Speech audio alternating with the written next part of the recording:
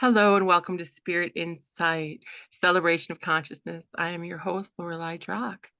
I welcome you all to this space on a beautiful November 5th Sunday. Today, the kind of theme that kept flowing through from Spirit for me was forgiveness, gratefulness, and thankfulness. So today, I am very grateful and thankful because we have done a energy ceremony this morning. And as part of my opening blessing, I'd like to speak on that. Today, they spoke of forgiveness, and our darling Rev Ned's words kept floating through. They kept reminding me head thoughts versus heart thoughts. And they said, today, be in your heart, in the heart space, and find that gratefulness, that thankfulness for all of our experiences, and to be forgiving of ourselves for that accountability and responsibility of how we created perhaps those experiences, and for those that were there for that experience. Because sometimes we see others as the perpetrator, perhaps. And they reminded me that, everything is as it should be, and everything is for my highest good. So within that, I understand that each of those people helped me grow in some way, and to be thankful for that experience. And they wanted me to remind that and to quiet the mind and listen to nature. Just literally stop the thoughts and connect. We forget so often to find that connection to others, to nature, just to what's going on in our environment. Our minds are racing on the next big thing, the next thing we have to do. But how often are we present in the moment? And that really made me reflect. I'm like, yeah, my mind's always going, I got to do this. I got to, where am I next? Even when I'm doing my energy work, I'm like, oh, this person, that person, let it flow. The second thing that came to me was that authenticity. How many people are showing up authentically in your space? And are you recognizing them for that? And I was so thankful. They had me think on the mystical more that always supports these events, all of my people, so to speak. And, some people can handle that authenticity of being in the moment and being raw and real, and others cannot. And that's okay too. But they stress how important it is to show up authentically in the world. I wanted to share with you and set that space. And now I just call in, as I often do, our ancestors, the higher celestial and galactic beings that support our growth and expansion, and all those who wish to come in energetically in benevolence to aid our growth, healing, and expansion. I thank you for your presence, and I thank you for being here with us and to hold this space so that each of us can find the way back to our heart space, divine portals. Blessings and thank you. Next in our presentation today, we have Keshia Santero. Keshia is a highly accomplished professional in the realm of spirituality and personal growth, with a diverse skill set that encompasses being a spiritual teacher, energy healer, spiritual seer, speaker, musician, writer, and artist. Keshia is known for her expertise in empowering souls through energy healing, coaching, and spiritual guidance. Her intuitive and psychic abilities allow her to provide tailored health modalities and services where she is committed to helping individuals connect with their authentic self and fostering love and peace in their lives. Keshia is a trusted professional in the field of spiritual guidance. Her work is a testament to the power of positivity, and she brings a wealth of knowledge and expertise to her clients. Today, she'll be sharing some channeled poetry with us. So thank you for being here, Keshia. We welcome you and are so thankful for you. Thank you, Lorelei. I'm very grateful to be here. I'm deeply touched by that opening blessing, and so it's great to join all of you. So I have a book of my channeled writings, and when I spoke to Spirit about what today was, the thankfulness, gratitude, abundance, these are some of the poems that they led me to read for today. So.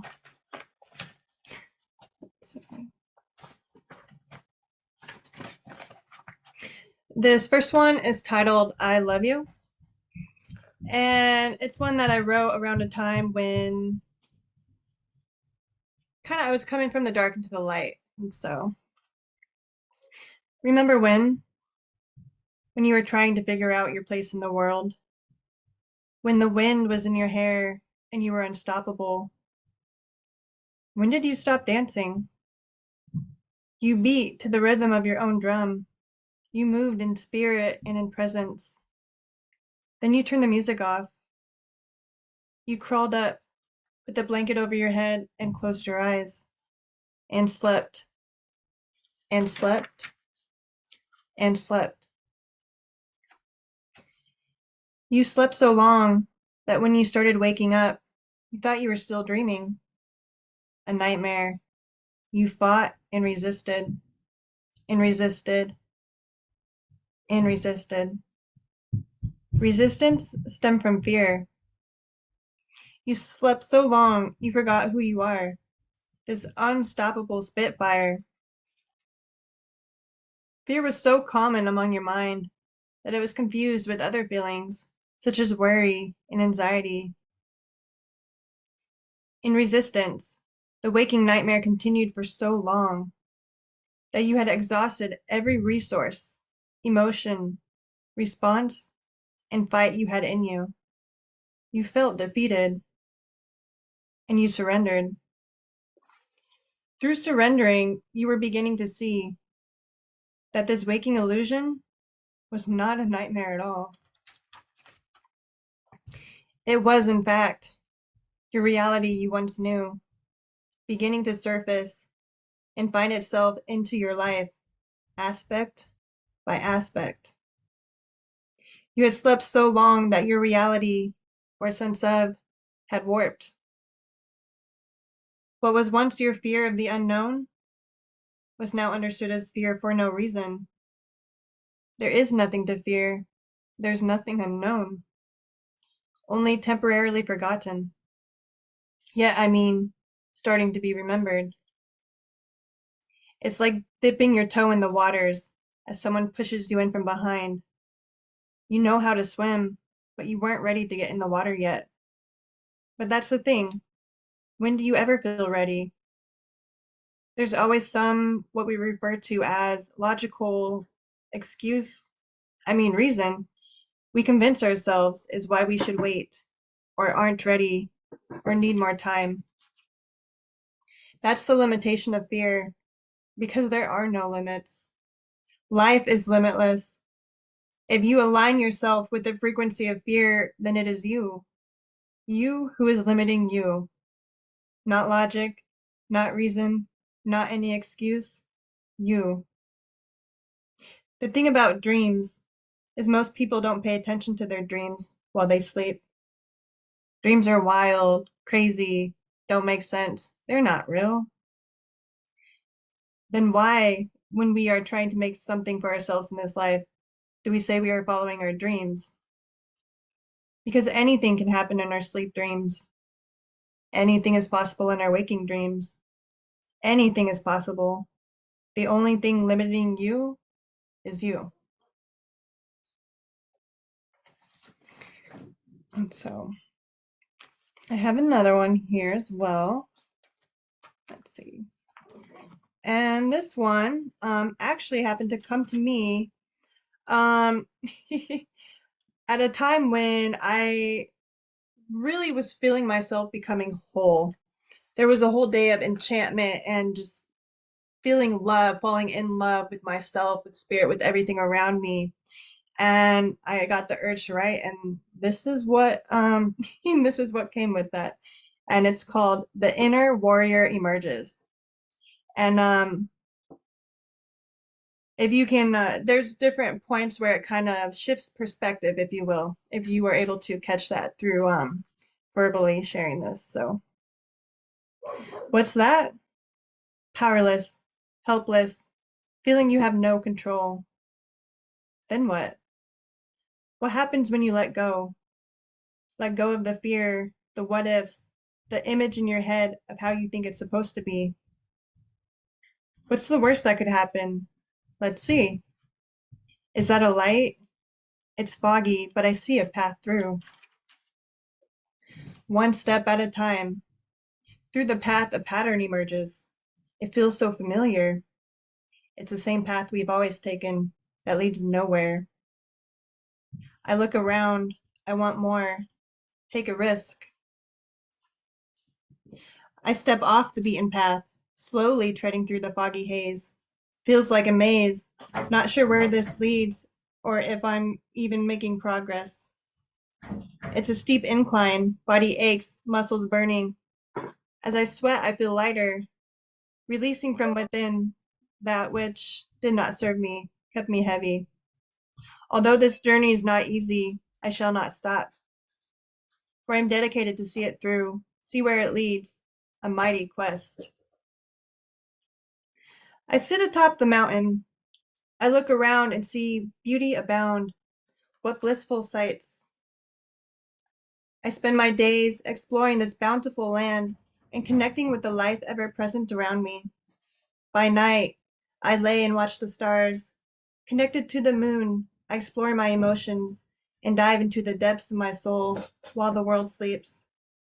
Luna tells me there is more to come, to be expecting. My inner goddess knows no limits. She knows herself inside and out, knows thy soul to the very depths of her core. What's that? Dawn is breaking. She feels something coming. As she sets her gaze upon the direction of the rising sun, a figure appears, and a man approaches. This man, his energy, subtle. This is an energy unbeknown to her. Her inner guidance whispers from within, that's masculine energy. This feminine who thought she had, this feminine who thought she had explored it all, now found herself abound with curiosity. This masculine, his energy so familiar, yet so foreign. She was perplexed, in awe. As the dawn broke, he continued along the path less traveled. What seemed like the beginning of another day was no regular day indeed. He sensed her before he could see her. Over yonder, just at the summit of the mountain, there stood a woman like no other he'd ever experienced. She embodied her divine feminine, her essence so magnetizing. He realized that her pull is what had steered him off his beaten path.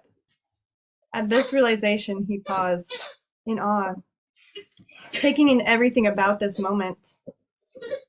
The divine feminine in the physical, the curiosity, the awe, the being ever fully present within the moment. It was occurring within each of them, present and focused within the same moment, the same emotions, the same direction. That direction was each other, and the undeniable pull to move forward, intertwined within each other's energies, the divine feminine and the divine masculine, a sacred union. My dog just entered, as you can hear, so he's feeling the energy. And so it looks like I'll scoot one more in here. And this one, will you just grab his ball from his mouth? I'm trying. Okay, that's fine. Okay. And this one is called It's Time to Fly. And my niece who's present with me, I actually wrote this after I got home from her birthday party a while ago. From the energies I was feeling, it was a very beautiful and blissful moment. And so it goes, party postpartum, depression through parting, oh sweet sorrow, my blessed be, oh how I love thee. You are too valuable to be blue. Don't you know you glitter in gold? Miraculous sight, you shine so bright. Vision transfixed, I don't want to miss this. What's your next move? You've got nothing to lose, everything to gain. Stop watching from the window pane. Grab life by the reins. Give it a go. It's time to get this show on the road. So many places to go, the path will unfold. Trust you're not alone, always divinely guided. Heavenly energies, a seat at the throne. Cosmic royalty, just wait till you see how loved you are and always have been. It's time to let the love come in. Be open to receive. And so, And I just want to thank you for letting me share that. I had the warm fuzzies and tingles and everything this whole time. So I'm very grateful to be here. And thank you all for letting me share. Lorelei, can I say something real quick? Yes, dear. I knew that was Zeus, and the love that you have for Zeus, and Zeus has for you since he's been on camera a lot. It was like, to me, like blending energies. For me, it wasn't distracting at all. Thank you. I love that. Me too. I was saying, oh, he came right in literally at the divine masculine portion. It's like you had it all worked out. It was so beautiful. I love it. I love it. Thank you so much, Keshia. Those were beautiful. Truly I beautiful. love the way you included that, Keshia. That was my thing. I just love the way you included sounds in what you were doing and did not get phased by it. Just included, acknowledged it, and kept going. I just love the way you did that. Oh, I was just trying so hard not to chuckle because it was just so, but it got my sillies, so that's beautiful. And laughter is the biggest healer, and all of us were in pure joy, and that's where we're supposed to be today. We're all trying not to bust out laughing. I was just gonna say that if I could jump in because he seemed like he's part of the presentation. Loyalty and joy. Just don't forget about loyalty and joy because they're family. They're family. Our four-legged brothers are our family. So that's what came to mind as she was sharing. Don't forget this. I'm part of this. Yes. Exactly. So beautiful. Yeah, that was beautiful. Thank you for sharing. That was so beautiful. Oh, let's take a moment because I keep wanting to giggle because there's just such a card. I love him so much. Oh.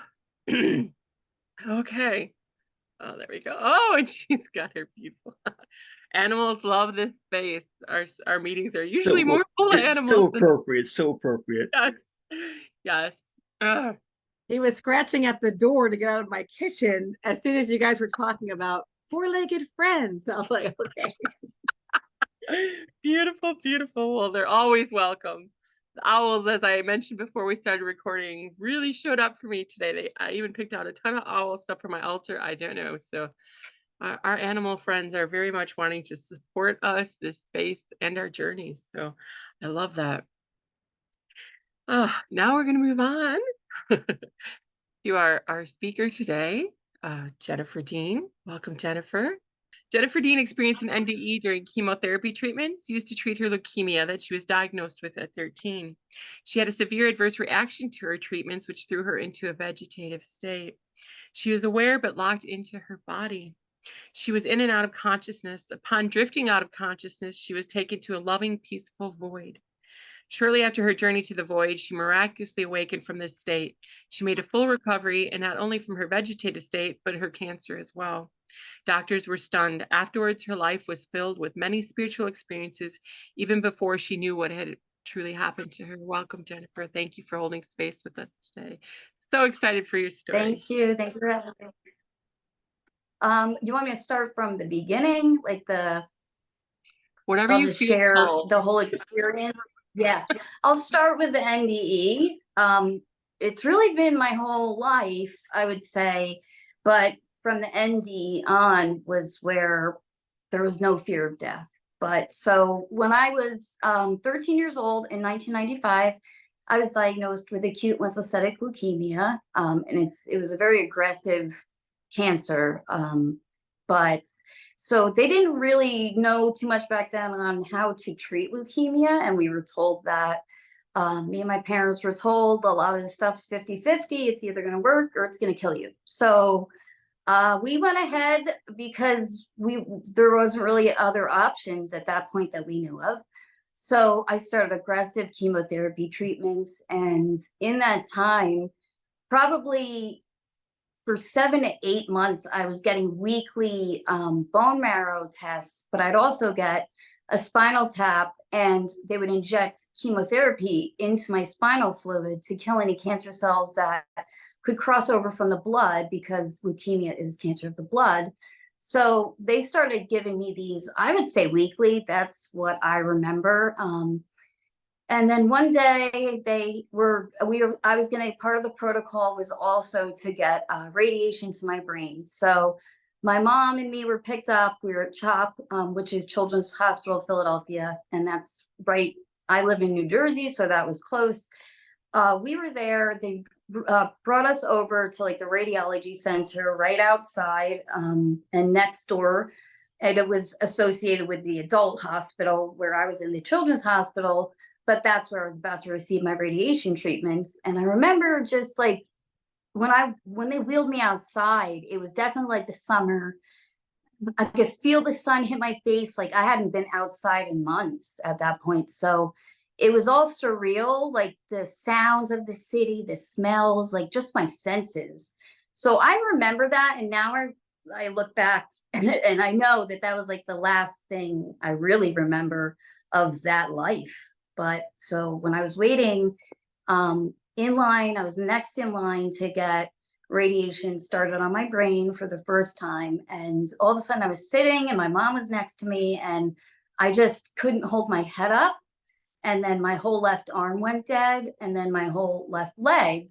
And I couldn't lift any of it. And I turned to my mom and I said, I don't feel good. Something's wrong. And she said my mouth was drooping. So she ran to get the nurse in the radiology center. They rushed me back to my room. I remember them getting me into my bed. I could talk still, but it was slurred speech. Like it was almost like I had a stroke. They thought it was a stroke at first, but then all of a sudden they got me in my bed. My oncologist came and I just remember him like pulling the curtain open, looking at me like with his jaw dropped because they didn't know what was happening. And I was just like prompted to say, am I going to die? And he said, I don't know. So I was just looked into the abyss. Like, I guess this is it. And I was accepting of what came next. I mean, I just went through 8 months of hell, like chemotherapy treatments. I was in so much pain anyway. So I was okay with that. And then all of a sudden, my ability on my left side came back. So I could talk again. My arm came back, my leg, like it was weird. So they did a swallow test to make sure I could eat by mouth, because if it was paralysis, I could choke. So they do something called a swallow test to see if you can swallow and not choke. And I was given the all clear, and I would say it was within the same day. I went to eat my lunch, and I just remember going to swallow a carrot, and I almost choked, and I coughed it up, and my dad like immediately looked at me, and I was like, it's happening again. And he said, that's not what he heard. I was just shaky in my voice. And tears I was terrified. I felt it coming. And so I thought I said, it's happening again. That's not what he heard, but then I was out. So at that point I slipped unconscious. And then I came back to my body, but I was fully aware in my mind, fully aware, but my body didn't work at all. And I looked like this at this point. Like it was a severe brainstem injury. It was attacking my brainstem at this point. So that's even I actually have contractures from that on my arms. I had surgery on this one because it was almost like a 90-degree angle from that. Like this is a contracture. It doesn't straighten all the way.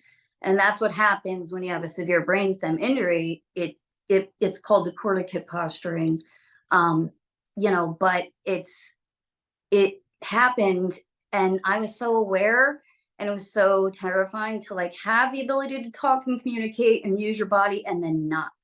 I mean, that's terrifying for an adult, let alone like a child. So I just would cry and cry and cry. And my parents, they remember feeling helpless, and they tried to do an MRI to see what was happening in my brain, and they put headphones on me and I couldn't communicate or anything to let them know that it was static coming through. And I had to sit in the MRI machine for like an hour. So listening to static the whole time, it was like driving me crazy. So my dad was in the MRI room with me, and I just kept telling my foot to move. And I guess I moved it a little, and he looked and saw tears streaming down my face.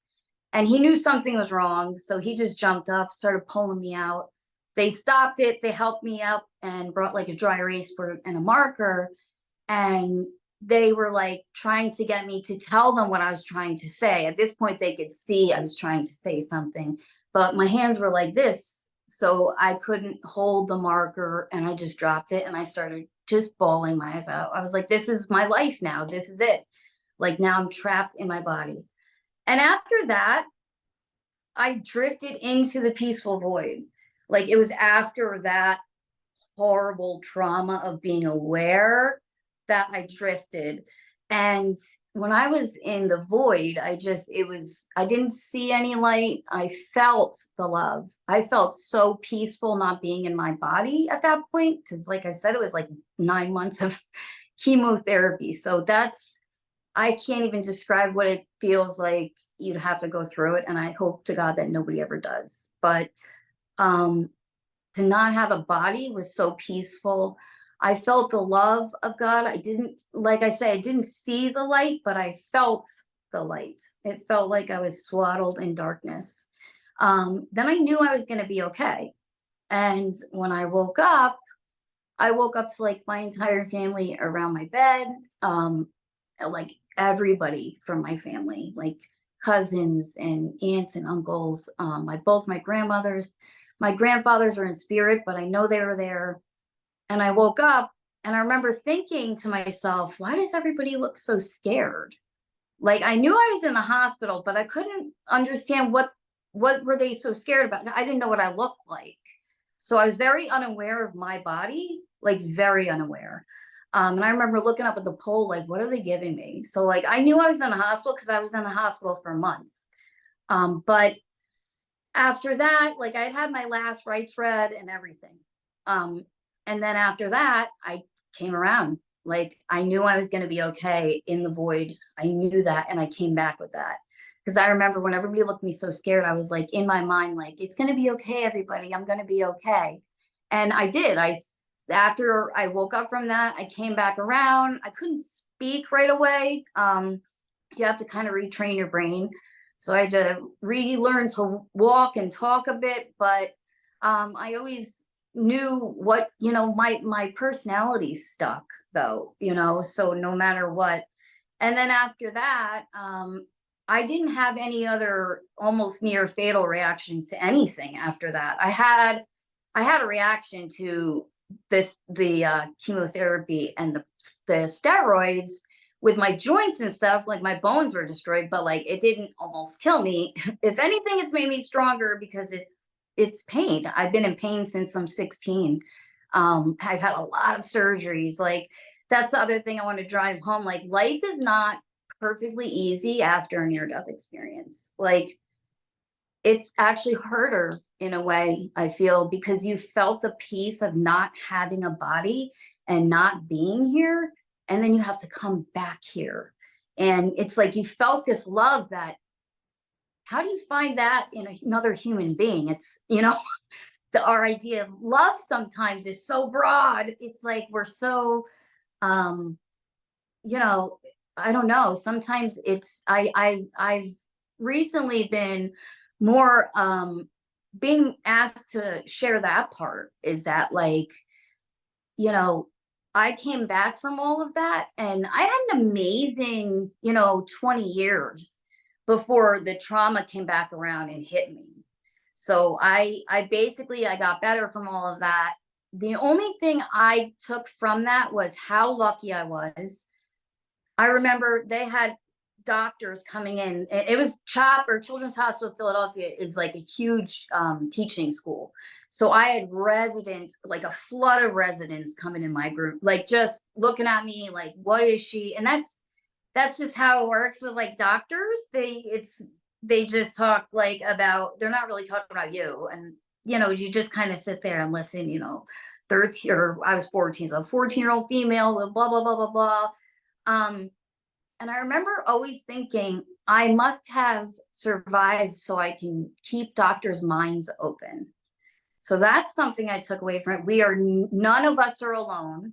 Because I remember feeling that after the first go around where I lost my left side, the doctors came in and said, listen, if that had happened any sooner or any later, and you were in there and had that round of radiation, you would have never come out of it, because it would have burned the radiation. The radiation would have burned the chemotherapy into my brain. So basically, the fact that it hit and I was the next patient. So right there, I was like, something just saved me. Like, none of us are alone. Like, I felt it then. And then I went to the void. Then it hit me again. And that's when I went to the void. So I had an epiphany before. It was almost like a 2-for-1 type of, like, it just came back around. And the whole experience was like, I had one epiphany because I was like, wow, I could have been fully paralyzed on my left side had I got that radiation treatment. And then they didn't do radiation at all for me. So I never had radiation. And that's honestly, that's probably why I'm almost 30 years out and still alive. And I hate to say that, but when you radiate somebody's brain, a child's brain, there's not much coming. It's just, it's hard to come back from that, you know? But I always think about that, like the divine timing of that happening. And I walked away from it basically just feeling like wherever I was, I want to do as much good on the earth as I can to go back there. So that's what I did. I ended up finding my way to healthcare, which interestingly enough, I was guided. I would say I was like 14. So I was probably 7 years after my NDE. I ended up landing a job working at a local hospital, assisting the county medical examiner in autopsies. So I had no fear of death. So the fact that this job opened up, and it's something I always wanted to do, which most people, you know, the human body just blows my mind. So anything about it and being part of the, like, just, it's honestly, it's such a sacred job. I feel like working with the dead, like working with humans who die is so sacred. So working with the dead, and these were traumatic deaths, like homicides, suicides, you know, unintended deaths. So a lot of times the soul was still definitely with the body. It was palpable at times. Not with children. They go right back. They're not even away from God one bit. So to me, what I've seen, which that's part of the job too, is that's why right now they even asked me to come back, and I'm like, I could never do that job ever again. Like I could never do it again. I was so young and naive. I didn't know the spiritual side of that job at all. So like I was just like just like I know that they're in a better place anyway. These are just their bodies. That's all I thought. I know they're in a better place, the souls. This is their bodies. It's just the vessel. And honestly, in my mind, like when I would assist with these autopsies, I would almost have to look at it. You have to shift yourself out of it emotionally in a way. And I learned why, because I was so new. And usually the sheriffs are there and they're there to take pictures and whatever, because if these type of cases, they have to find cause of death, like a definite cause of death. So you got the medical examiner, the sheriffs, and I'm the one doing the cutting and, you know, removing the organs, handing them or weighing them and then handing them to the doctor to do, you know, to section off whatever he wants to send to the lab to be processed to make the slides that he would look out under the microscope. And this one time I was really new to it, but it was a man who had passed away by ending his life because he had end-stage cancer and he couldn't take the pain anymore. And it ripped my heart out because I had cancer. I knew I knew what pain this man was in. And not even thinking about it, like he saw the pain patch on his arm. And I'm never alone. I was never alone with the body until the doctor and the sheriffs were there. So the body would be in the body bag and it would be tied up. So I would get the body ready, but I didn't see the body until the doctor and sheriffs were there. So it's not like I could have done this prior. It just was something I couldn't even take it. And I put my hand and immediately got a flash of what he did. And I was just shook and my eyes started to fill with tears. And one of the sheriffs came over and like put his arm around me, like took me under his wing and was like, you have to detach from these cases or you're going to lose your mind.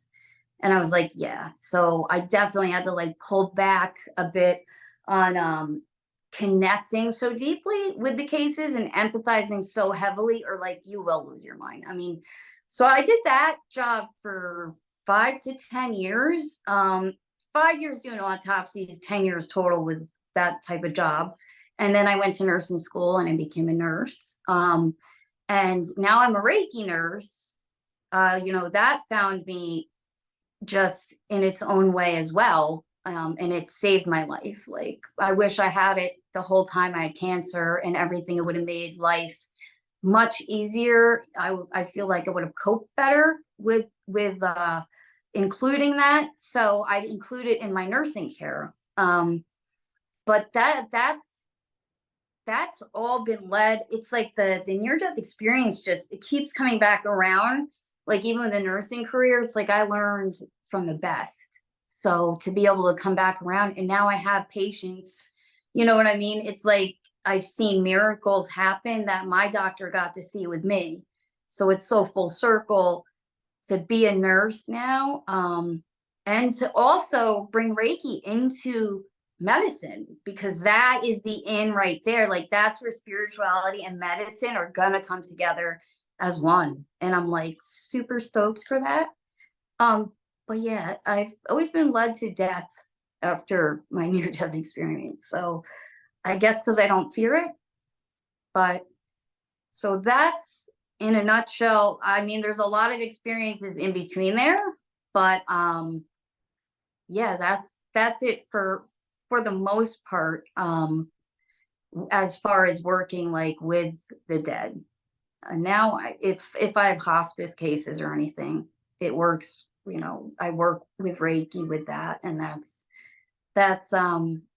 it's such a blessing. So I'm happy to have survived. And honestly, when I think about it, I always think back, like, what was the thing that you thought to yourself, seeing all those doctors, that one day you're going to help keep doctors' minds open? And so with Reiki, that's exactly what I'm doing. Like, you have to be open-minded for it to work, but it does work. It's got its benefits. So, so it really is like a full circle. Plus, I ended up, you know, it took 7 years, but I got to my miracle baby, and I have a 7-year-old son, and he's my everything. So, you know, I feel like now I know what love is, and that's one of the things I wanted to learn. So I find that connection and love in my son so much. So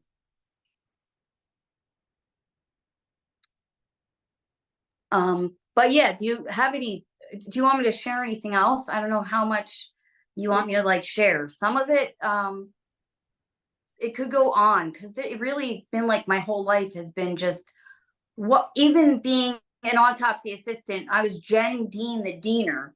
Like, the name of the title of the job was DIENR or NER, and I was DEAN. So I was like, I must be right where I'm meant to be. So that would be the joke, like Jen Dean the Diener. But yeah, and I was not very spiritual. Like, we were Catholic, you know, like my family's Irish Catholic growing up. So they weren't like really hardcore with it. It was like more like loosely Catholic. But yeah, I mean, anytime I ever brought up maybe why that happened, I was always, my father especially was always in agreement that, yeah, I think so too, babe, you know, like very supportive.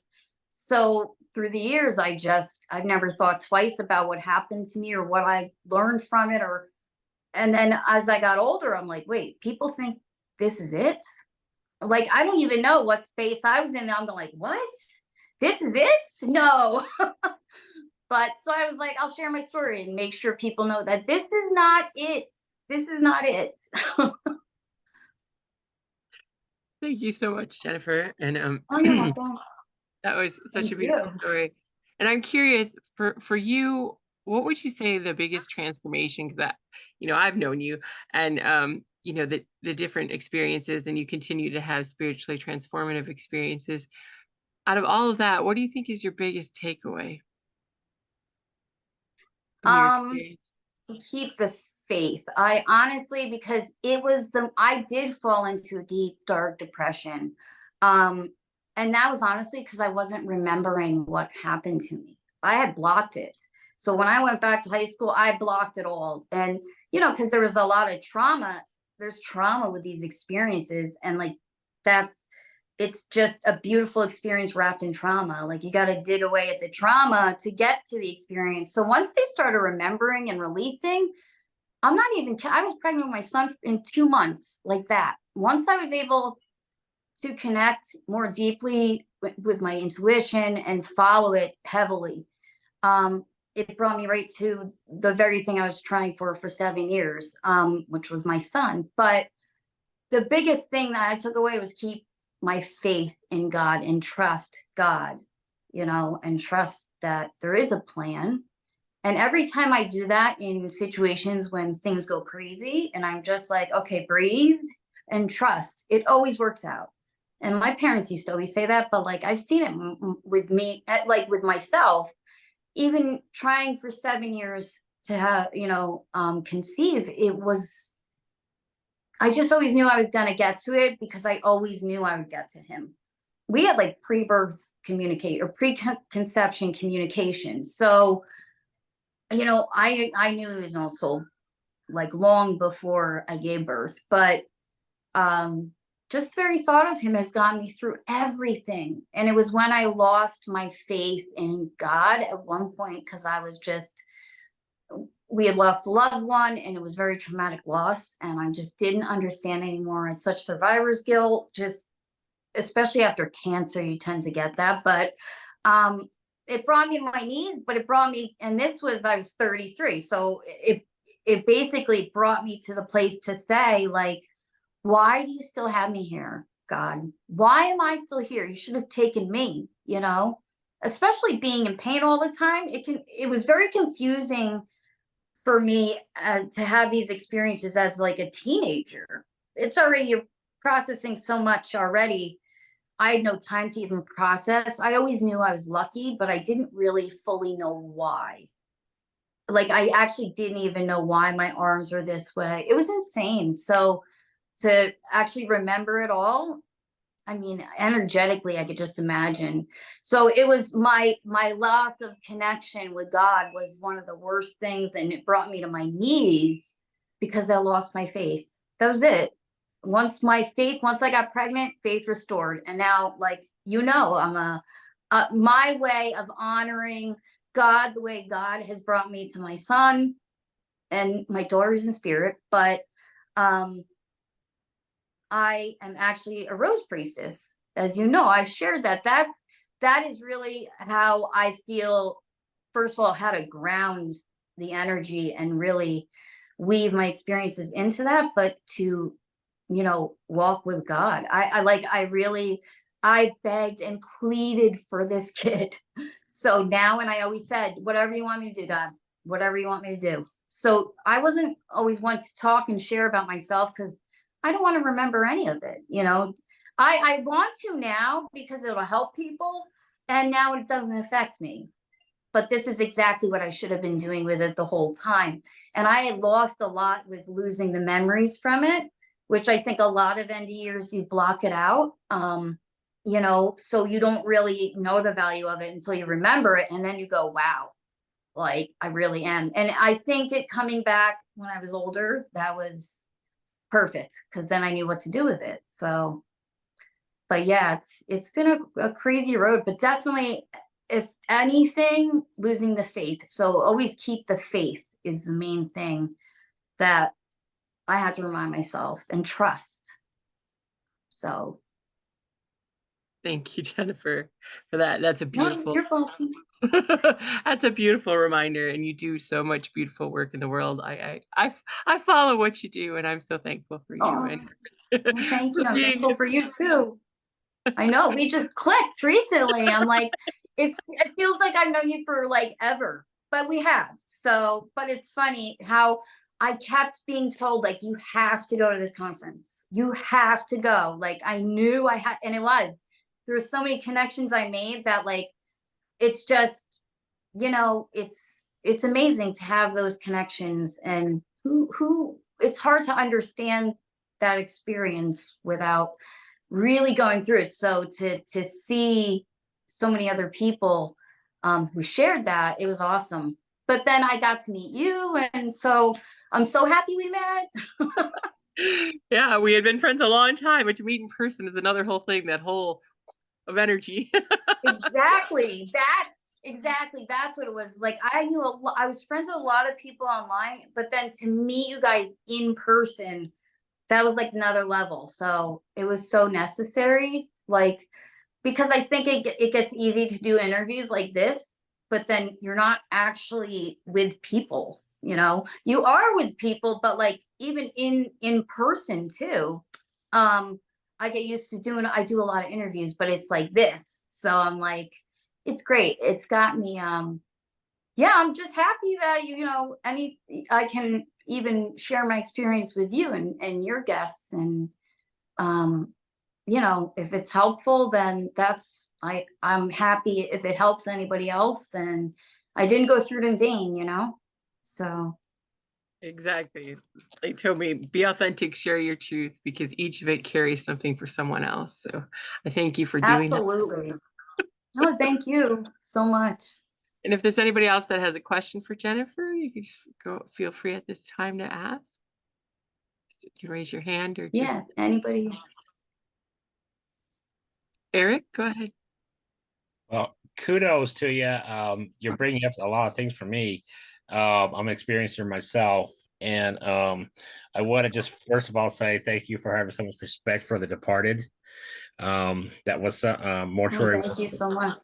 That was something I really considered besides ministry, but I checked the laws of different states. The educations for that is a little bit different in different states, and I was taking a lot of education anyway. But kudos, and I have things reaching out to me all the time, so I kind of decided to back off on that. So that's really big. I do want to share a couple things because I worked in a hospital, and you have patients that pass, and I remember seeing cadavers. They're all covered up and everything, but I just want to share a couple things. It won't take a lot of time, but one really distinct experience. I had this actually a few times. It really started with one where I was in an elevator, passed this person being taken down to the morgue in the hospital. And I remember later, I think it's because near-death experiencers have a certain light that the departed could see, at least I think so. And I remember hearing this voice, literally a whisper, pray for me. Pray. It was like very concerned, pray for me. Pray for me, because I always put it out there every time I pray to God. I thank you for talking to God so much, because I feel like I'm the only one that says God a lot, and Totally. Huh? What was that? Oh no, I said it with the God thing, with always talking. I do all the time. Like I have my son. Like, so I said I would do a lot, and I do.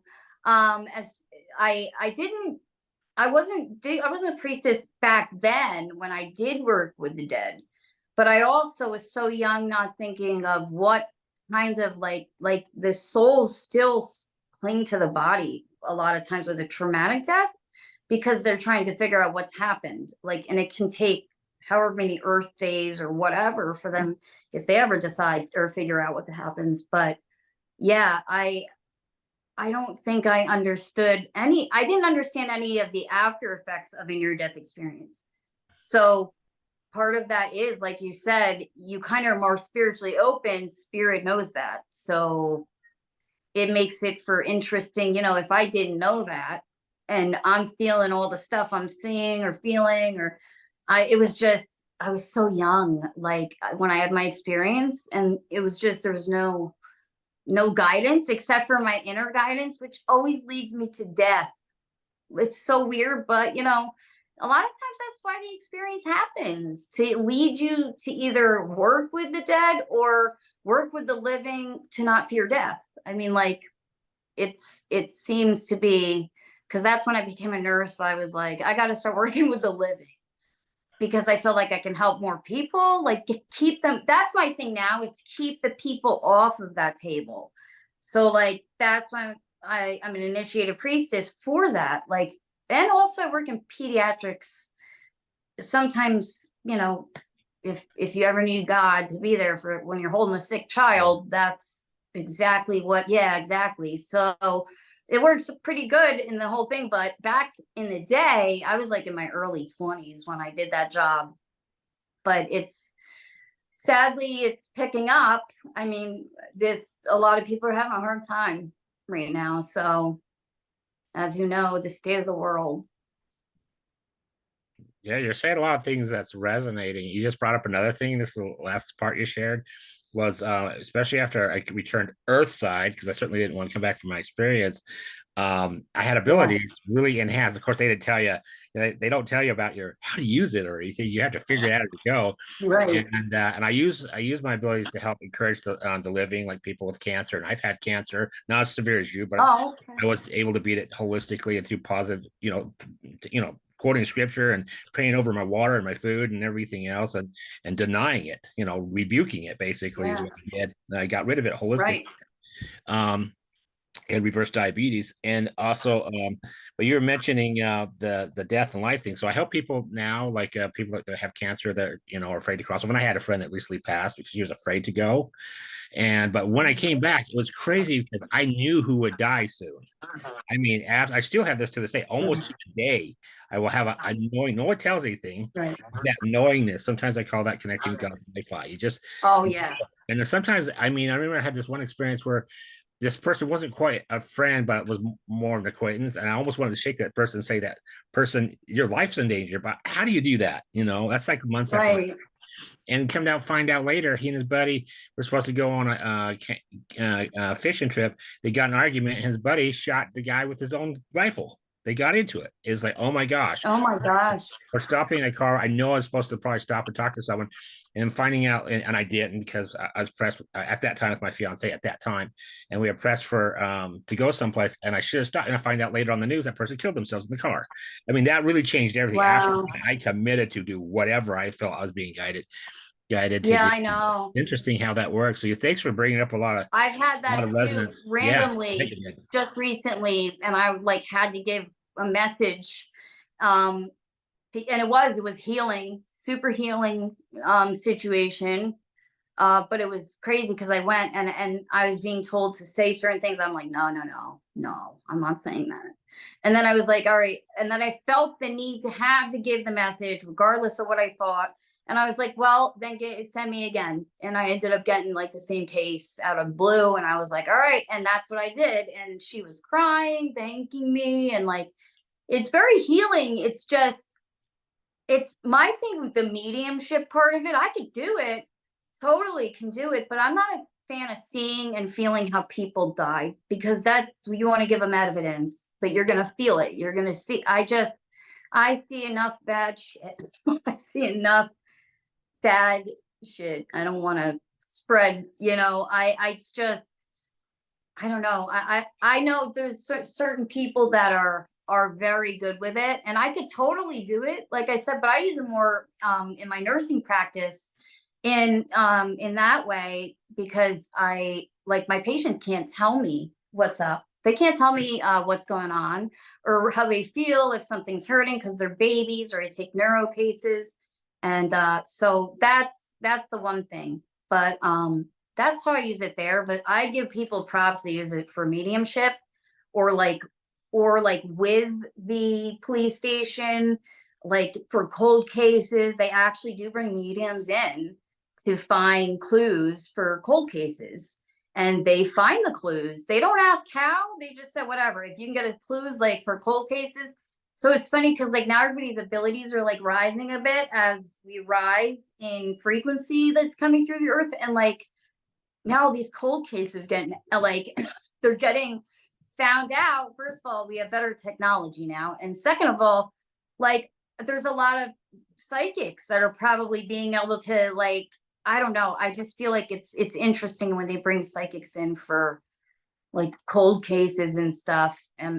And there I was, young, no idea of the after effects or how it was affecting me, because that was the other thing. That job was rough. So is this job, but it's an important job. Someone's got to do it, sadly. And I thank you for showing up for that, definitely. And Well, that's the thank main you. thing with sharing these experiences is everything we learn to integrate and helping others do the same. Because now there's so much awareness. My first one was at 7. No awareness. And like Wow. yeah, ever since I see when people are Right. gonna pass. And the psychic intuitive stuff, I do want to say with mediumship, like I'm one that stays in like a higher vibration. So they don't show me the darkness of how they died or why they, any of that. Just just that, you can direct it and say, I only want this, I only want that, as far as with your spirit team, for those of you that, have these abilities, but there's certain parameters. You can set the boundaries. So Yeah, that's true. That's true. I use it like with my patients, and with that, I have to like ground a lot just to like release what I'm picking up. Like I've done Reiki on patients like right after having seizures, or I've used it on patients to relax their nervous system after, and like I start spasming. It's the weirdest. So it's like I was like, I think my nervous system has enough to deal with. And I've done the mediumship before, and you come to such a high vibrational state that you feel like you're like totally out of your body. So it's like, it's a little too overwhelming for me to like be there, but I give you props because I couldn't do that all the time. I guess I was kind of doing it when I was working back then. I was visualizing. So yeah, that happens. And yep, it's one of those things. Everybody walks through it and uses those abilities differently. Thank you so much for being with us here today, Jennifer. sorry, no problem. My son's getting antsy. All good. I thank you so much for asking me to be here, and it was awesome speaking with you all. Thank you so much. We have just a few minutes in this portion. If anyone wants to share anything that they feel called to on their own experiences or how spirit moved through them, as even Jennifer and Eric were saying, and I've experienced, where when you're in that state of flow and what I call being the divine conduit, where sometimes you literally hear a voice or a message like to be here to help this person or go to the store today, and then all these things happen. At least that's how it happens for me. If anybody else would like to share how spirit has moved through them, just take a minute or two. And if not, that's okay. But I always leave this space for someone to share. Go ahead, Eric. Unmute. Yeah. In conclusion, what I was saying earlier, slightly, okay, I said after those experiences, those people passed, I would like listen to the spirit, and I just want to share a couple of times. They're different, and I've had many times where this has happened, but I'll kind of give some of the bigger ones. There was one time, this was when the cell phones first came out, and this is probably about 20 something years ago or somewhere around there, and I guess I had to go to the store to get something for when I was married for the wife. And I didn't really need to go at that time, but I felt like I needed to go at that time. And I needed to grab the phone. And I really didn't want to grab the phone because I really didn't need to take the phone with me. But anyway, I recognized that feeling, right? So lo and behold, I did. And so anyway, I took off to go driving. It was, on the freeway. And what happened was it was this van full of Hispanics were taking, those turnoffs. And sometimes the hill on the side is really low and deep. And anyway, these guys took that way too fast, and they flew off that sucker. And I mean, it must have dropped 30 feet or something like that. And that thing rolled and rolled and rolled and rolled. Somehow it stayed together, because most cars would fall apart in pieces as fast as it was going. Dust and crap were all over the place. And I was the one that pulled off the road first. They had the phone to call EMS. So hurry up and call down there. Another person pulled off, helped me out. And we ran down there, and they were surprisingly mostly okay. They were just beat up. But I think God saved them, because vans I don't care. They will fall apart after roll. I mean, coming off and then hitting that hard and then bouncing and just rolling. Dude, they were like divinely protected. I mean, they were pretty big. There's I think there's like 7 or 8 or 11. It was a lot of people. I mean, that thing was packed. So anyway, that was one. Another time was, I was going up. I was taking leave. I was doing my thesis for my doctorate and I was doing on the near-death experience was the subject. And your theses take a long time to do. It's a lot of work and everything. And I was tired of doing it. So I wanted to go on a sabbatical and take a retreat. So I was going up to the monastery. Boy, the Lord really yelled at me. And anyway, so I was going to go. I didn't want to think about go grab your rough draft. No. So I get in the car. I was starting to go down the street. Had that feeling, go get it. So I went in. I didn't get it. I ended up doing something else and take it off. Go get it. So it's like 3 times. Anyway, I grabbed my rough draft. I go off to the monastery. I get there a little bit later, and there's this guy sitting there with these other guys. They had like white collar workers. You had like guys that like Hell's Angels looking guys out there, bikers and stuff. And everybody's welcome there. And this guy is standing up, and I sat down with them. I got there late for dinner, and the guy's talking about near-death experiences.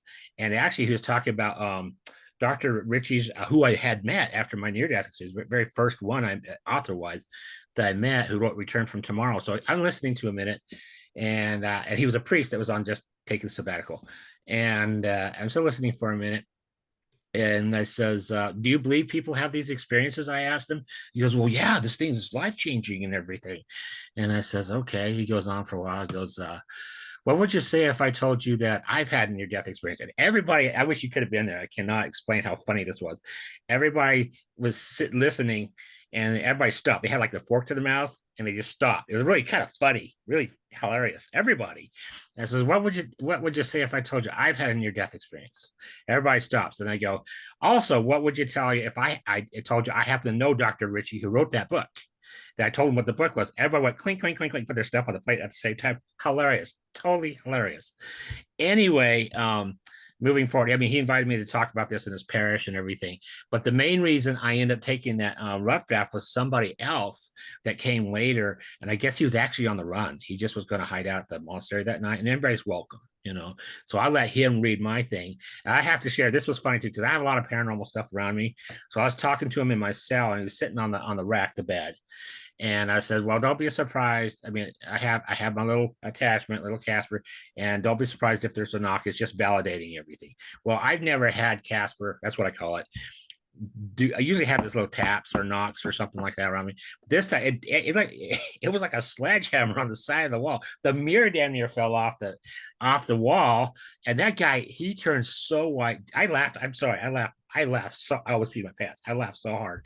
He stood up, totally white and green, and scared him. And I says, well, let's run outside the door because no one's going to be there and nobody could run that fast.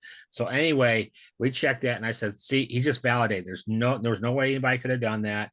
He's never hit the wall that hard ever before that. But it was for him.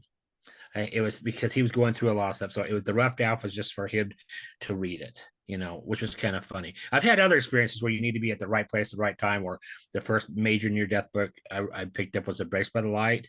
The Lord sent me back to the dang same store like 3 times to go pick that up. I picked it up, put it down, bought some martial art magazine and stuff. Same thing. Listen to the spirit. I totally do that now. So anyway, those are just some highlights of listening to that kind of stuff. It's funky where the Lord will take you. So anyway, thank you guys for your time and listening to some funky stories. I have lots of them, but that's some of the funkier ones. Thank you for sharing those, Eric. Yes, you know, every time I've denied and not gone with the flow of where spirit is guide, it never turns out right at all. So I have learned exactly as you say. Nope, I'm not being called to. I'm not going out today. Oh no, I'm going here because I'm supposed to go here last. You know, I don't deny it. It's you know, I giggle sometimes because people, even though it's exaggerated, somebody said, watch the show Manifest. And to me, those callings are real. And sometimes they really are that intense. Other times, not so much, but they're insistent. It just depends upon who's knocking on your door. But yeah, thank you so much. And thank you all for being here. We're going to move on. We have Alexis Richardson with us today. She is going to be doing a guided meditation. Alexis spent most of her upbringing being a seeker and researcher of all things spiritual. On her 16th birthday, she was awakened from her sleep with a loud, audible voice, which directed her to leave her hometown of New Orleans to begin a more monastic lifestyle. Pardon me. She embarked on journeys as a celibate from the age of 16 to 29, while she delved into fasting, and prayer for long stretches while studying all branches of religions and esoteric information. Starting traditionally with the Bible to Edward Case, known as the Sleeping Prophet, then on to the hundreds of NDE studies, and most recently into law of assumption and mystical Bible studies such as Joseph Murphy and Neville Goddard. She has begun coaching others in the power of their human imaginations and does a weekly Facebook Live on various topics around natural healing and manifestation with her good friend Sarah Smiled, which I was fortunate enough to be on, and so was our Keshia. Thank you so much for being here, Alexis. We love you, and we're looking forward to your meditation today. Thank you for having me, everybody. I wanted to say before we get started, Eric, one of the most profound experiences of my life that turned me from more of a duality sort of based belief system in my early life to the law of one and being connected to everything and part of God was reading Embraced by the Light. That was my turnaround. It gave me such a light lifting of energy that I completely turned around as a human being and was able to embrace neighbors and friends again for the first time because of that book. So I really resonated with that. Thank you for sharing that with us. And if anyone has never read that book, it's a profound account. So like Lorelei mentioned, I am a very grateful studier of the mystic Neville Goddard and Joseph Murphy. In the last few years, this information has changed my life. One of the beautiful messages that comes across with Neville's work is that through our human imagination, it is our God power, it's our God state of consciousness that we can be, do, or have anything, and we can help others. And so this meditation is what Neville called the waterfall technique. So I just invite everybody to close their eyes with me. We're going to take a couple of deep breaths through the nose, out through the mouth, and get grounded in our body.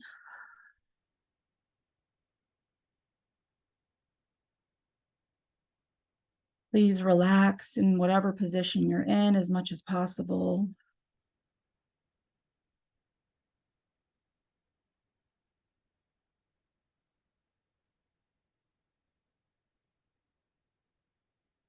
I'm going to set a scene for you. I'd like you to picture a beautiful mountaintop on a bright sunny day. We're going to walk up this hill to the mountaintop. And as we approach the top of this mountain, you're going to notice a beautiful waterfall.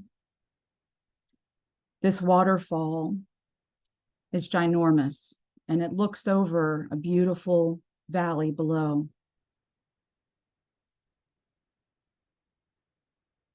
As we approach this waterfall, I want you to be drawn to go right underneath so that we can feel the water envelop our whole bodies. And as we approach, we start seeing all of the beautiful prisms of light sparkling throughout the water. We stand underneath this waterfall, knowing that there's something spectacular about to happen. As the water rushes over your body, you're going to feel the water enter into your being. Allow the water to rush over you and within you.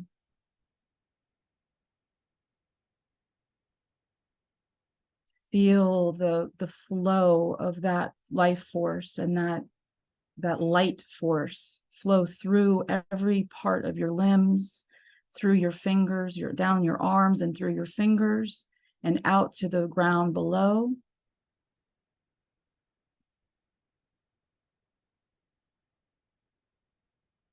Pay attention to your breath as we do this.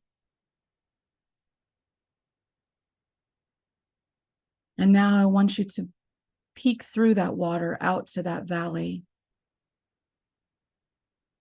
And what lay before you is a beautiful plot of land that is separated into gardens, plots of gardens, or garden plots, I should say. Each garden plot represents a person in your life, an important person. There are many plots. So I want you to imagine that every plot represents that person, a friend, a loved one, your mother, your father, your spouse. And within those garden plots, there are beautiful trees, bushes, flowers. Not all of them are growing properly. Some have gardens that have withered because they have that particular garden represents a person in your life who may have limiting beliefs. They may feel unwell. They may feel powerless. So we're going to tend to all of these beautiful people's gardens, including our own garden. So we're going to go down into the valley, but we're going to remain in that flow with our water flowing through us. So this water is going to follow us down here, much like just a water system or irrigation system to help all of these gardens. Because we're all connected, this is you down here. All of these plots represent you. I want you to imagine walking in to a garden of somebody you really love and care about. It may be a spouse. It may be a loved one who's unwell. And I want you to see all of their plantings. You may see ones that are characteristics of financial difficulty. So that's your wealth tree. You want to water their tree to bring it from being withered to coming back to life. And as you water it, I want you to imagine that tree becoming green again, flourishing, growing, coming up from that ground, growing tall, strong. And then I want you to look over and notice, observe any other trees that need help or plantings that need help. Maybe it's their tree of health. Maybe they're not feeling well, or maybe they have a dis-ease in their body. And they may speak of this often or feel victim to it. So we're going to water that tree of health. We're going to imagine that tree and its roots digging deep into the earth with strength, vitality.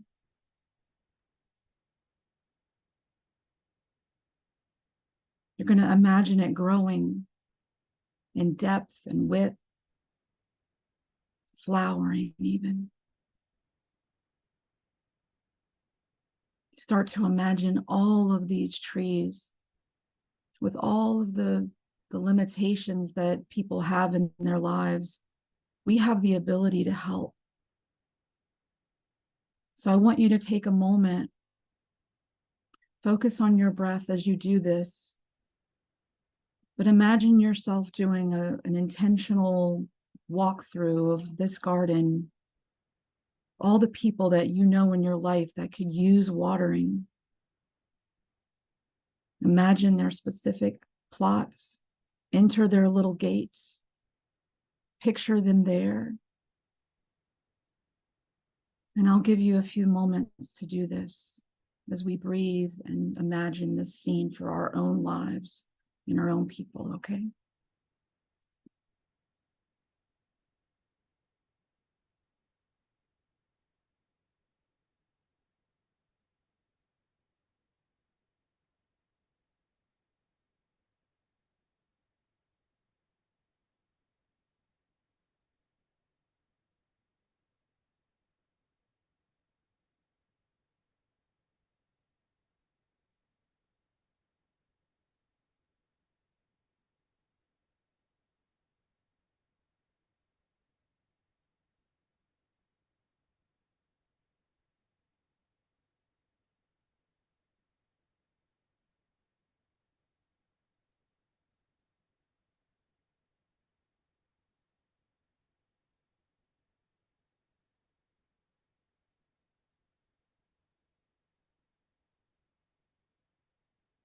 Now I'm going to invite you to find your way to your garden. I want you to approach this garden with love and appreciation for all of its beauty. As you enter this garden, I want you to imagine whatever area of your life that needs watering. If you feel victim by anything in life, whether it be finances, health, relationships, focus, understanding of something, whatever it may be, I invite you to water that plant, water that tree. Put love and gratitude into that watering and watch as it grows before your eyes.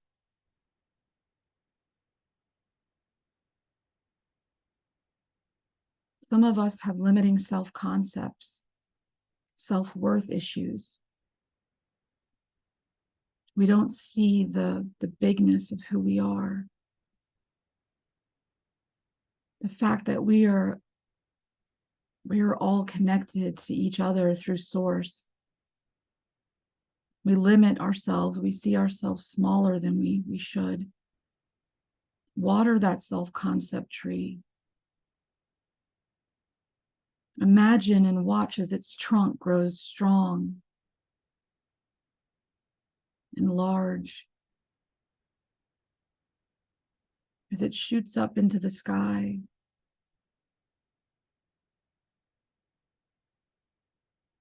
Go over to your money tree, your tree of wealth and prosperity.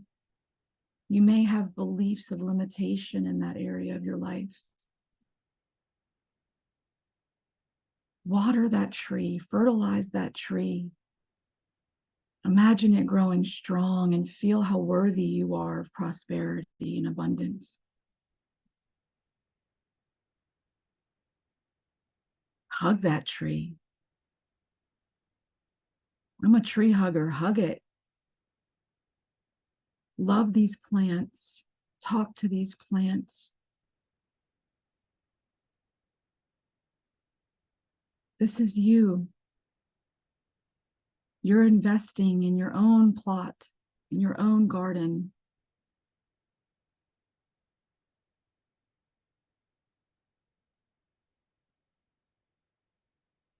You're going to walk over and sit underneath one of these beautiful trees now. It may just be your tree of life that you walk over to. I'd like you to sit under that tree and observe all your beautiful work today. You can look out to your spouse's garden plot or your sister or your brother, your friend. Appreciate all the fruiting of all of their beautiful fruit trees, their bushes, their flowers.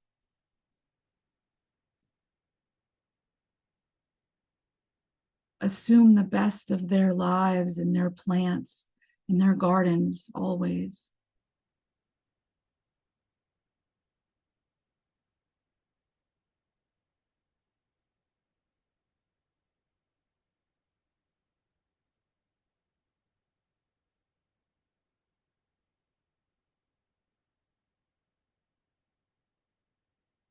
And now, if you're ready, when you're ready, we'll give thanks to this plot of land, give it love, and you can return now to your waking conscious state. And feel free to open your eyes when ready.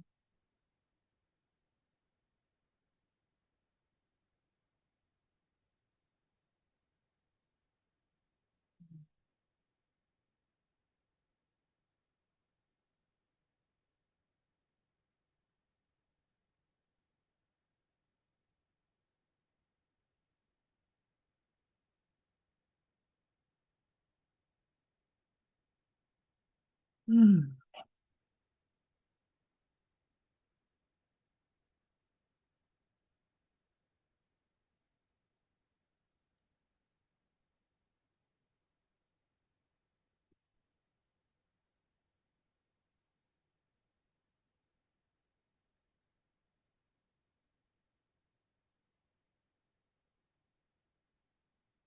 Thank you. Thank you.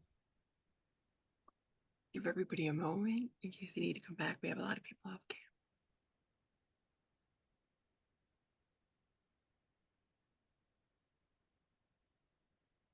I felt all that releasing.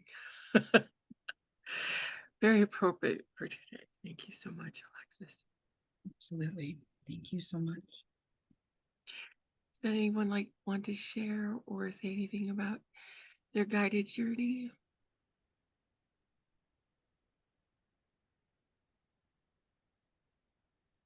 I just really enjoyed the process. I'm just going to offer that.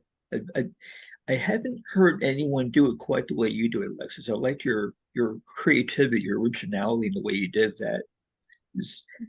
No, I don't hear anybody go directly to the garden the way that you did. Very little preliminary to go in there, and the enriching with the garden, with the watering, with the trees. I feel very creative, very original. So I like the way you went about it. Oh, thank you, Jeff. I appreciate that. Yeah, everybody does it a little different.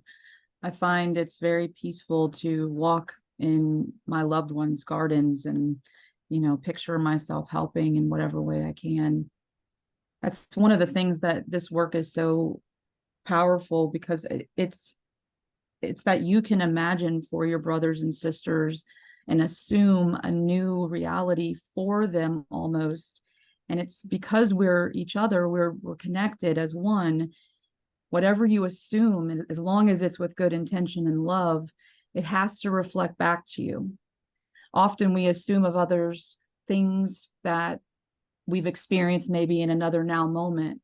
But if we change that assumption and we water their garden and think only of the best of their lives and raise them up in our minds, there's just magic that happens. And I've done this more for other people than I even do for my own life, because there's less resistance to imagining for other people. There's something powerful about that we can help each other, much like Christ talked about, that you will do this that I do and more. Believe, you say to this mountain, be removed. It's like a problem. Say to this problem, be removed. And I do it for others because I feel it so powerfully within, and there's no resistance because it's not me. We often feel more of the resistance within our own life because it's so subjective. And yeah, so I love this meditation for that reason, that we can help everyone that we love, even watering the collective garden, just generally, powerful stuff. Beautiful. So blessed. We have two hands up here, Eric and then Rev. Thank you for that. Very relaxing. I tend to think more of the mountains. I have the Rockies. I can see the whole line of the Rockies here in Utah. Beautiful view. So I'm thinking about going to Mount Olympus. We have a mountain called that here. And gardens for me are more like natural. You go in the forest. So I could just see like groves of wildflowers and things popping up. So that's how I see it. That's just more of a natural setting, or those little lows where the flowers are, they'll come up underneath the stumps and fallen trees and things like that. So yeah, pretty relaxed. I do that actually by myself a lot because I can't always go when I want to. So I just sit there and think or remember hikes and walks on mountain climbing I used to do when I was younger and stuff like that. So, and one more thing, your path is very parallel to mine. I just want to say I appreciate that. And I try to walk the path of holiness. I fail at that horribly, but I try. and I just appreciate it. I really understand that path very well. So thank you for letting me for sharing that with the rest of it. That's a good path. It's a good way, I think, honestly. So thanks for your time, y'all. Of course. Thank you. Thank you for that, Eric, and I'm glad you were able to go on that journey. Mr. Rev, go on ahead. Alexis, thank you very, very much. excuse me, I had wrote this morning what I was going to do. The back deck, I spent a lot of time. We live in Southwest Ohio. I call it the back deck of oneness.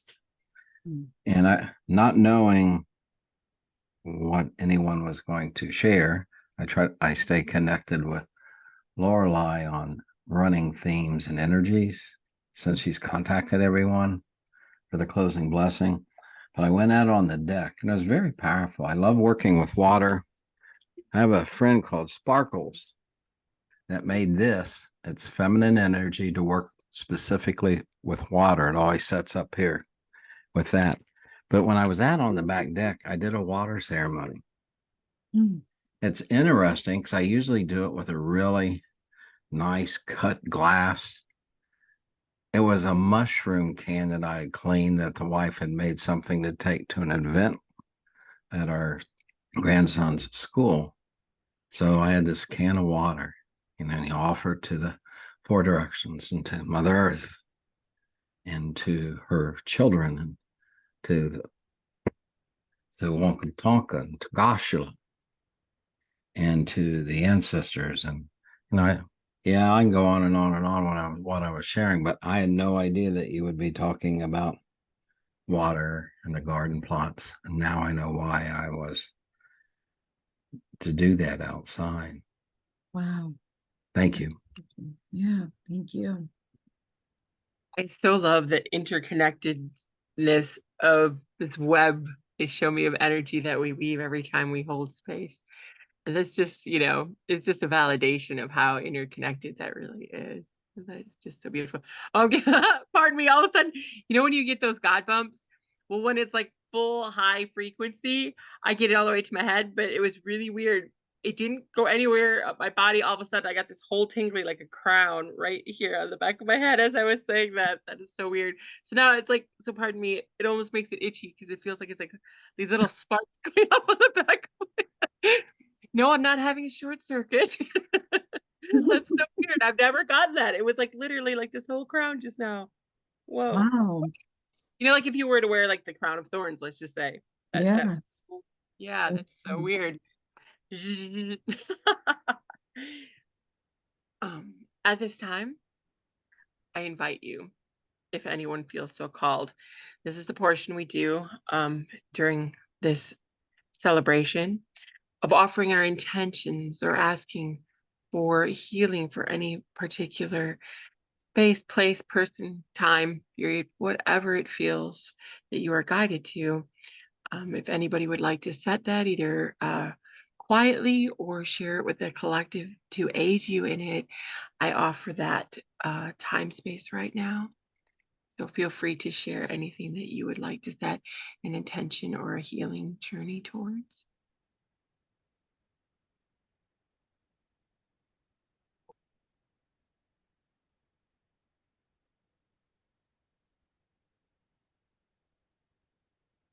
Go ahead, Michelle. We learn to really let go of a lot of just the pain of my life, suffering, things that I've gone through with people that were supposed to love me, and to learn to accept healing and realize that I can let this go, and I can, find healing within myself for my autoimmune issues. I feel like a lot of it is brought about by this pain that I keep holding on to.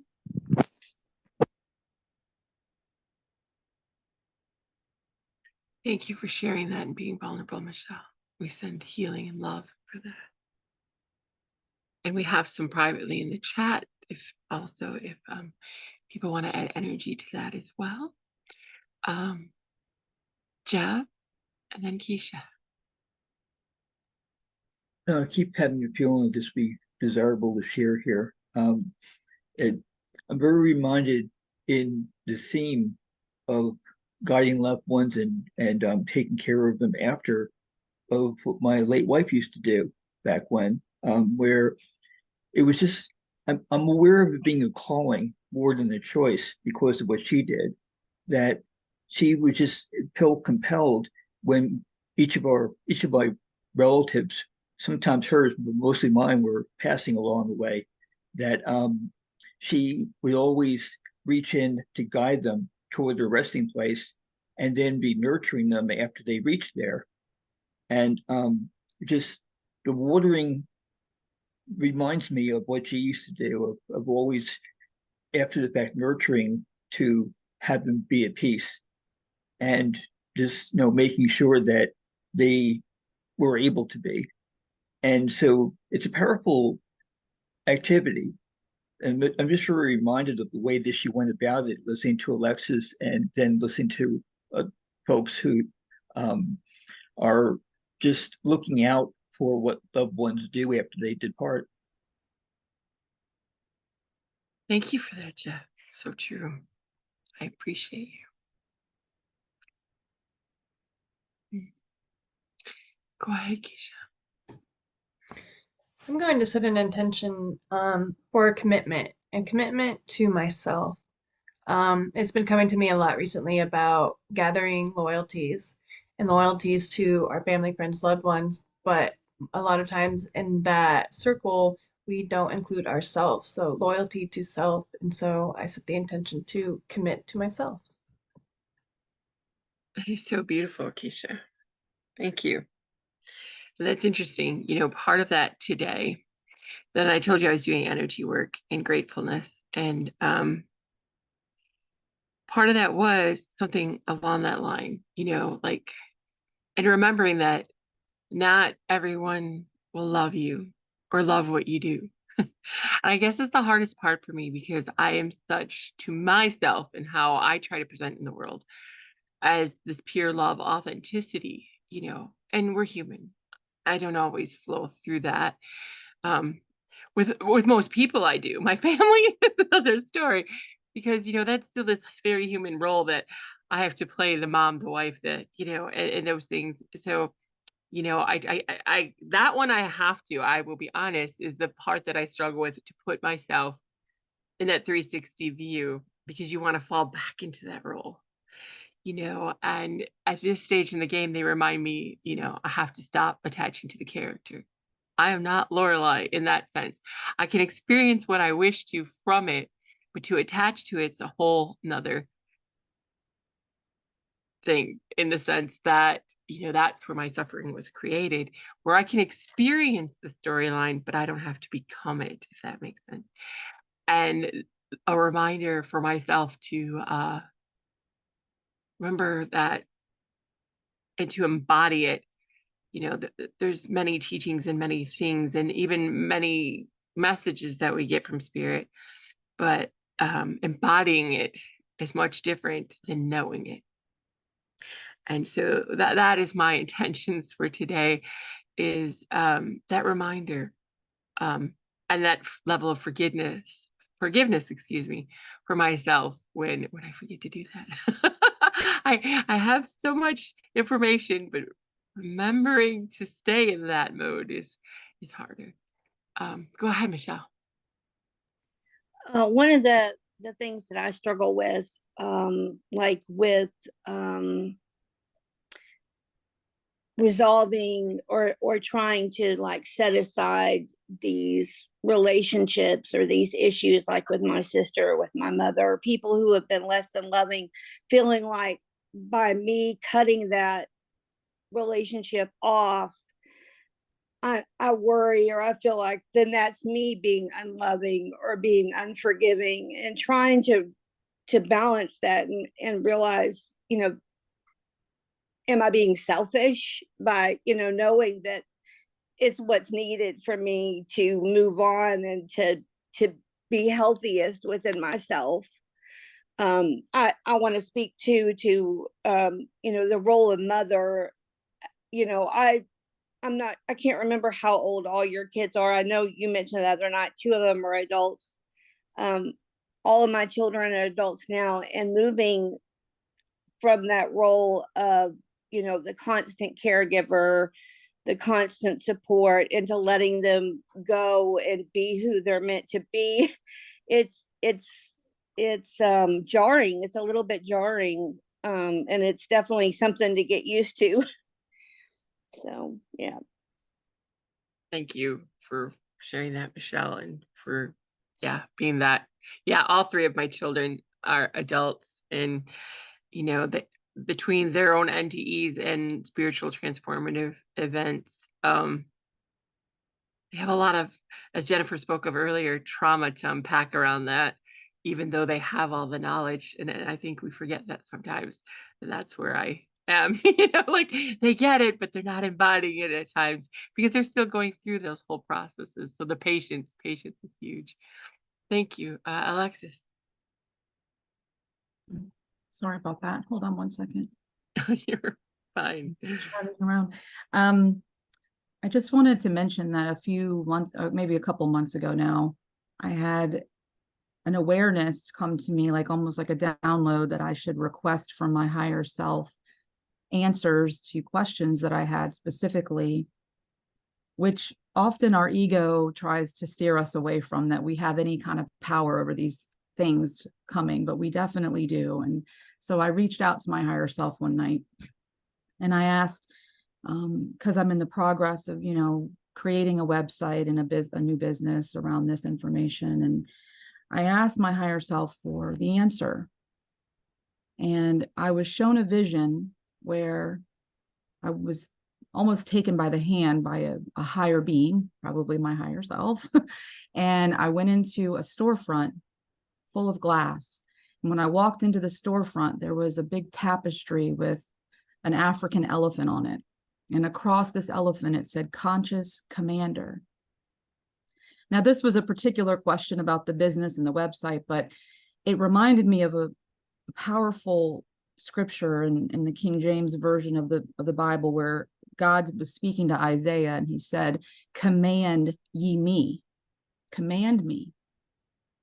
And because we are the embodiment of God, we are all the embodiment of God.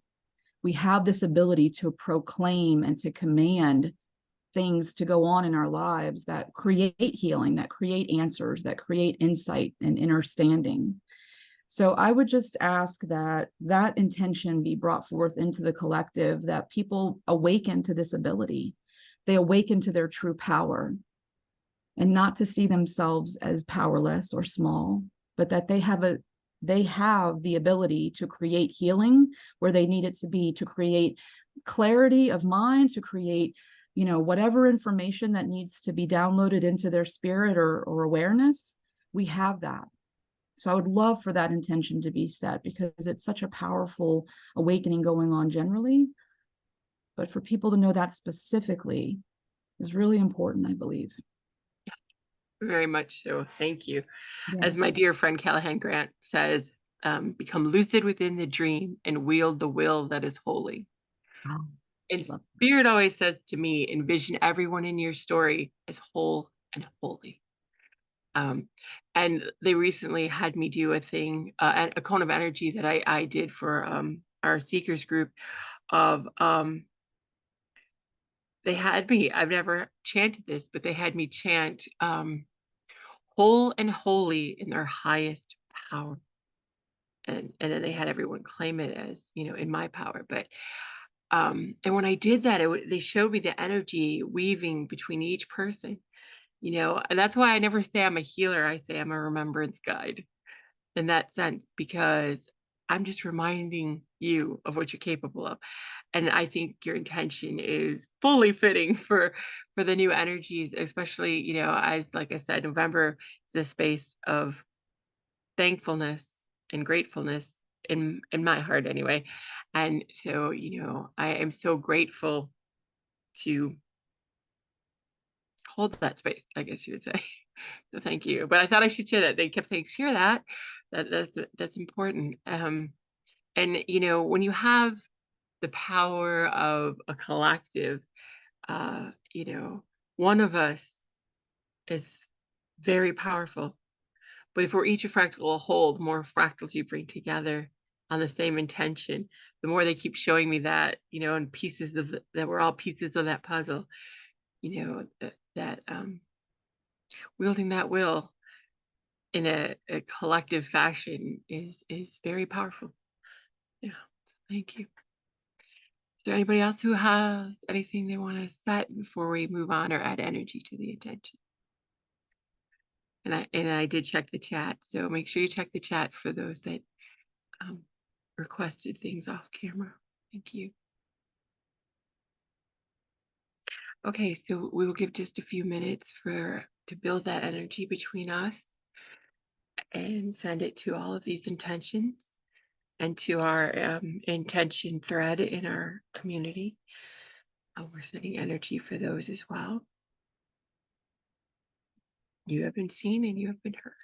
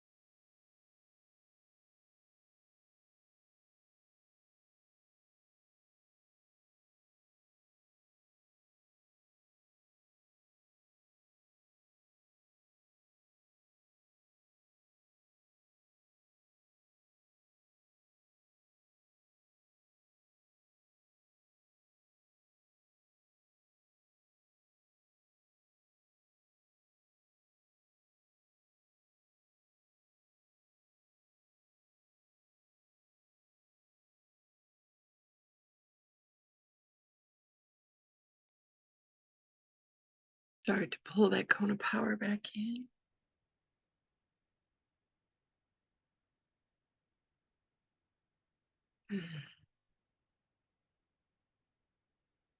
I really felt that one. I was getting ringing in my ears and really super hot. So there was a lot of energy moving. Oof. Thank you for providing that space and that energy to the collective and all those who may be watching who sent intentions as well. Thank you. At this time, we're going to move on to the intuitive messages portion. We have Jeff Kelson. Jeff is a master hypnotist, aura reader, pendulum reader, and intuitive channeler. Even though we don't like to use labels, just so you understand what Jeff does. Welcome, Jeff. Thank you for doing this for all of us. Hi. Little space. Okay. To give just a little bit of background on this, I was visited as I was off to sleep last night by the Grays, who stuck around when I got up this morning, and through the course of the morning into now, and apparently wanting to be part of our activity here. I still feel their presence. So I'm going to find out, as you do, what that even means. I don't actually know. So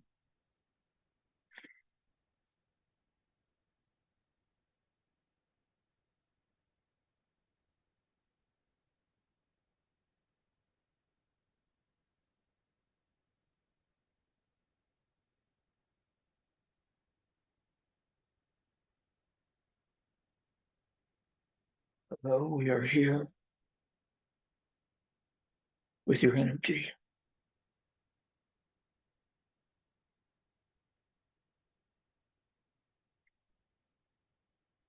You must love yourselves, love each other, embrace each other in the moment.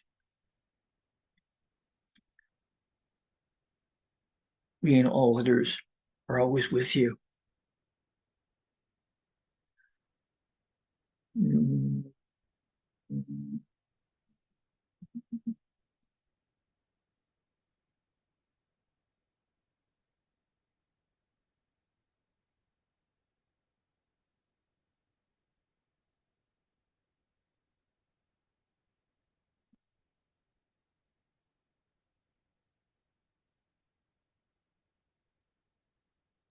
Be in the moment where you experience joy in each other and be in that energy. Do not be discouraged by anything else or anybody else. Be yourselves.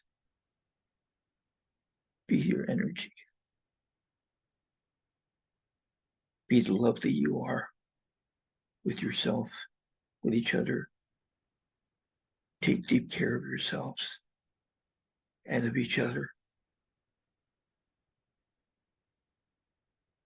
Never lose sight of who you are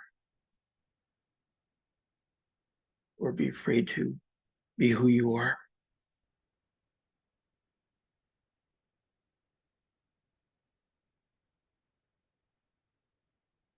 With all of you in love and embrace, in this energy magnified.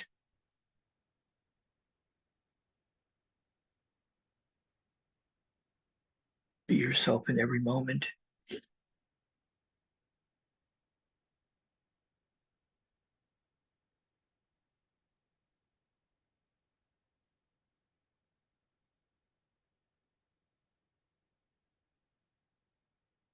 Enjoy the flow back.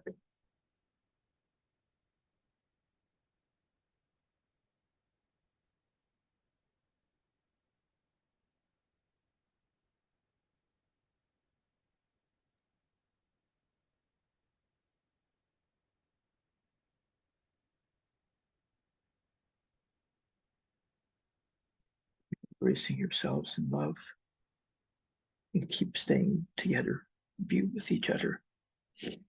Thank you. Thank you, Jeff. That was beautiful. A very timely message for all of us that keeps coming through as well. In what came through for you and many of us here today. And like I said, my message this morning was to value each of those in my circle who are actually showing up authentically. And so it's kind of like they have been trying to really push that message. So thank you so much. Is there anyone else who has anything intuitively that is coming through that they would like to share before we wrap it up?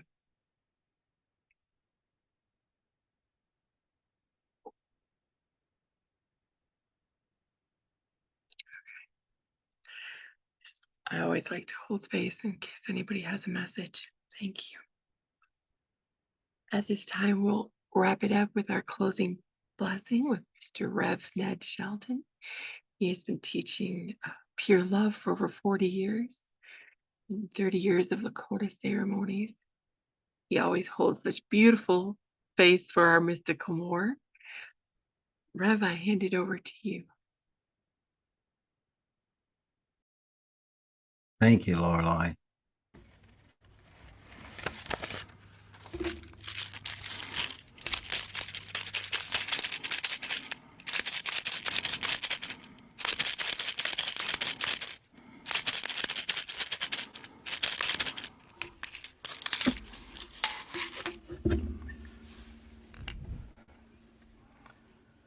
Many energies were shared in this meaningful gathering. And I would like to share those And the energies I'm talking about are the way we do the words. Like we heard today, thankful, forgiveness, gratefulness, be authentic, I love you, nothing to fear. Life is limitless, feeling whole, the inner warrior. Take a risk, beauty abound. And Zeus, shine so bright. Peaceful void, felt the light. I'm going to be okay. We are not alone. Keep the faith. Weave my experiences. Divine conduit. Who's knocking on your door? Water the garden plots.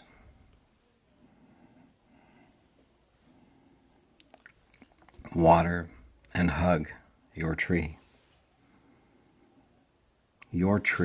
of life. Our attentions, awareness. Love yourself. Be who you are.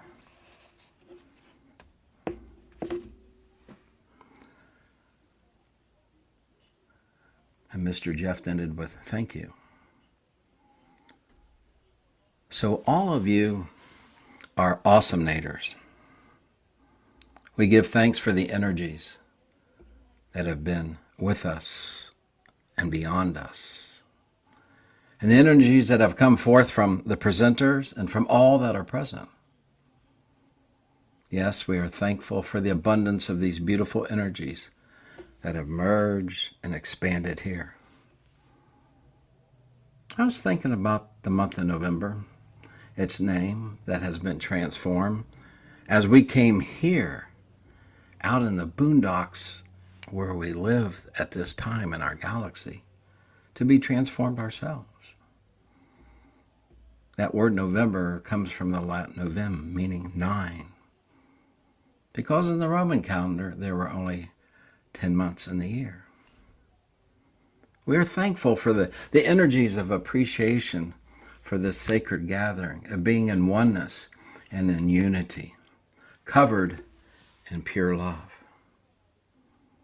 It is so sacred to gather in these precious ways as our talents and abilities and gifts and experience blend and mend with one another. For this, we express our divine gratitude with one another in cosmic ways. To be together in such ways is good for each one of us and for all that is.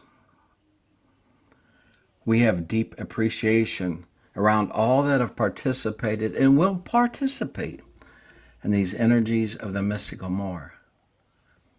How magnificent that we are children of the infinite cosmic light. That phrase alone speaks sky rivers of the abundance within us and the abundance between us when we unite in such beautiful ways. As taught around 36,000 years ago, every person's destiny leads them onward into the curves of infinite awe, the infinite awe.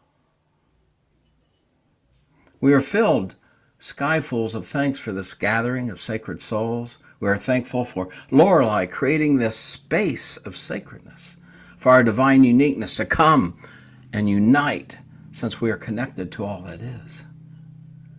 It is quite wonderful to just ponder upon that. It's astonishing when we gather in good, loving, connected ways, like what can happen with our energy paths within us and around us and between us, and even beyond this gathering.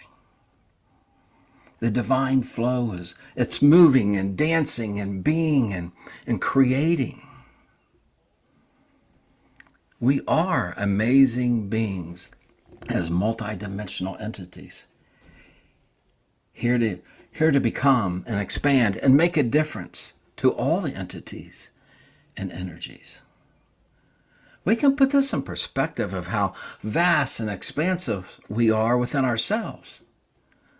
10 years ago in November, astronomers interpreted data from the Kepler space station that just within the Milky Way galaxy, there's as many as 40 billion Earth-sized planets that exist orbiting it around. This creates the awe and wonder. What is all within us? This bigness is where we are from and who we are.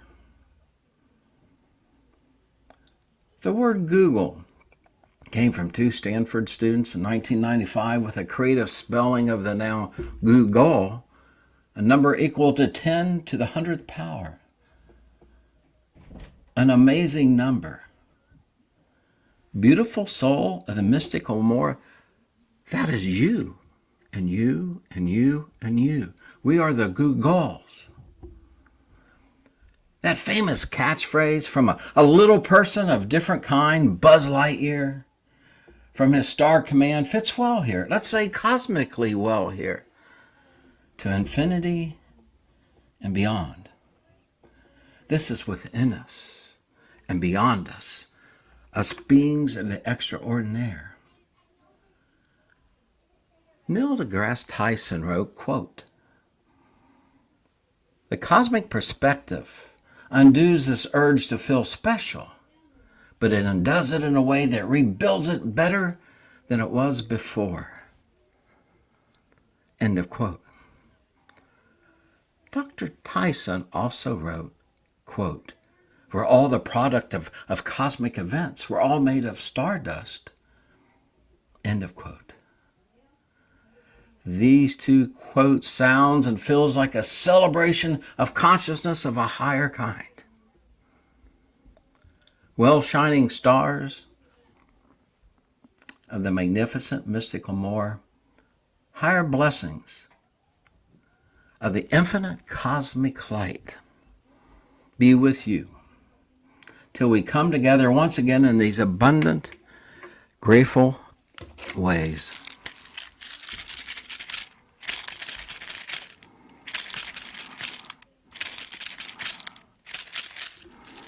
So be it.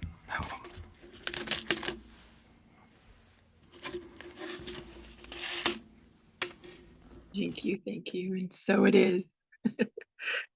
That's how I speak into the universe, and so it is. Thank you. That was absolutely beautiful. I want to thank each of you and those of us that held this space and all those that may watch this. I want to thank you for showing up, for being here. I know it is not always easy, especially if you've left and come back. But we thank you for holding this space here in this timeline, in this universe, and for all that you connect to and for all that you'll ever be. I thank you for showing up. And I really cannot express how much it means to me when you light it up. So thank you for stepping into all that you are. Blessings and love to each of you.